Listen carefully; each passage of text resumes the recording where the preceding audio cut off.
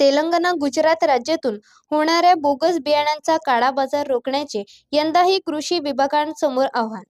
Bogus बियाण्यांच्या वाढत्या तक्रारींना आळा घालण्यासाठी कृषी विभागांकडून प्रयत्न केले जात आहेत, असे सांगितले जाते. मात्र यवतमाळ जिल्ह्यात बोगस बियाणे विक्री मोठ्या प्रमाणात होत आहेत. तेलंगणा, गुजरात राज्यातून होणाऱ्या बोगस बियाणे काळा बाजार रोखण्याचे यंदाही आव्हान कृषी विभागांसमोर आहे. खरीप हंगाम अवघ्या काही दिवसांवर येऊन ठेपला आहे. बोगस बियाण्यांच्या वाढत्या तक्रारींना आळा घालण्यासाठी कृषी विभागांकडून प्रयत्न केले जात आहे. या आठवड्यात मारेगाव, राडेगाव, बाबुळगाव, आर्णी या तालुक्यात कृषी विभागांच्या भरारी पथकाने धाडी टाकून प्रलंबित बियाणे जप्त करून पोलीस ठाण्यात तक्रार दिल्या आहेत. बियाणं 100% योग्य आहे. शेतकरी स्वतःला आत्महत्येपासून वाचवण्यासाठी या बियाण्याचा उपयोग गेले 15 वर्ष करून राहिला. कारण सरकारी दुकानामधनं सरकार मान्य जे बीटी कापसाचं बियाणं आहे त्याला निंदन खुरपण करावं लागतं. 1 एकर निंदन खुरपण करायला 30,000 रुपयाचा खर्च आहे.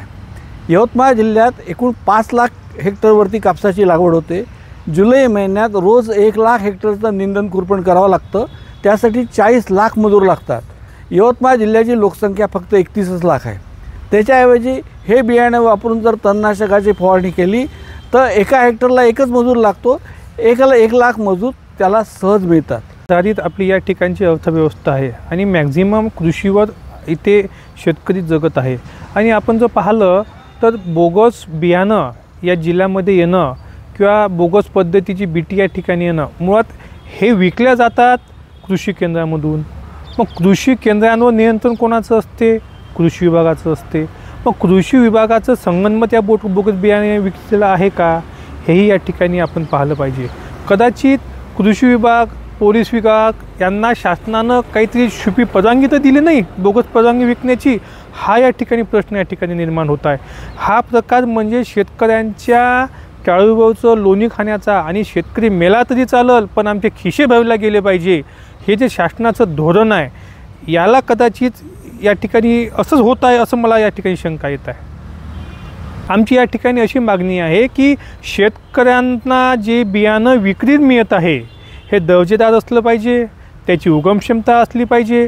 अनेकदा शेतकऱ्यांनी पेरल्याच्या नंतर लक्षात येते की हे बियाणं बोगस आहे, उगमक्षमताच नव्हती आणि त्यावेळेला ही वेळ शेतकऱ्याच्या हातून गेलेली असते.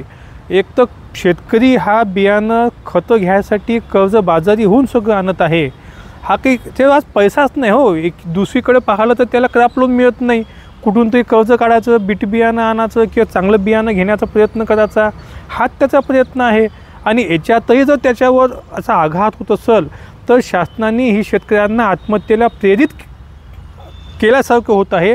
हा प्रकार थांबला गेला पाहिजे असं मला वाटते. शेतकरी नेहमी नवीन तंत्रज्ञानाच्या, नवीन वाहनाच्या शोधात असतो आणि मागील 7-8 वर्षापासून जेव्हापासून याला परमिशन भेटून जर कोर्टानं बंदी आणली असेल आणि बियाणं आणि तंत्रज्ञान लिकेज झालं असेल तर आणि शेतकऱ्याच्या दारात पोहोचलं असेल तर तो अनुभवानं त्याच्यात तो समोर जातो. काही भाग शेतीतला 10%, 20% भाग हा नवीन तंत्रज्ञानाचा फायदा घेण्यासाठी त्याचे ट्रायल बेसवर हे बियाणं लावत आहे. आणि ज्या शेतकऱ्याला चांगलं बियाणं मिळतं तो दरवर्षी याचं क्षेत्र वाढत असल्यामुळे याचा प्रयोग तो निश्चितच करत असतो. आणि शेतकरी संघटनेची भूमिका आहे नेहमी तंत्रज्ञानाला समोर जाणे आणि उत्पादन खर्च कमी करणे. कारण की भाव देण्याची व्यवस्था सरकारची कोलमडलेली आहे. जागतिक बाजार भेटत आहे. जगाचं तंत्रज्ञान शेतकऱ्यापर्यंत पोहोचणं हे शेतकरी संघटनेची नेहमीच भूमिका राहिलेली आहे. ताबडतोब शेतकऱ्यांना हे तंत्रज्ञान रिलीज करावं आणि शेतकऱ्यांना हे तंत्रज्ञान त्याच्या बांधावर न्यावं, एवढीच आमची संघटनेची भूमिका आहे.